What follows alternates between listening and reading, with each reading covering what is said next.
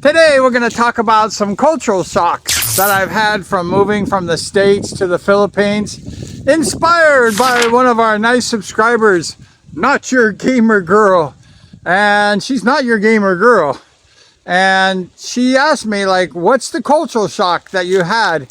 And I've had a lot of cultural shocks in the Philippines. And I don't mean to say anything disrespectful to either country, but things are sometimes different, right? And I will talk about one of the things that's different. And I have respect for both countries, so please don't get me wrong. But in America, if you go ahead and use the restroom, you have to go in your house or in a public facility. And that's kind of the way it is, because the police will actually arrest you if a man uses the restroom in a public or just out in the street area.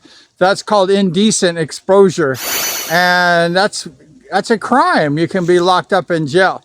However, in the Philippines, people go ahead and just when I was coming here up the hill on the street just before the mountain, a guy was taking a pee, and in the Philippines that's normal. What? And I do it too. I did it right over here in the bushes, but you know, I'm kind of nervous if I'm like in a public place. I have to go hiding.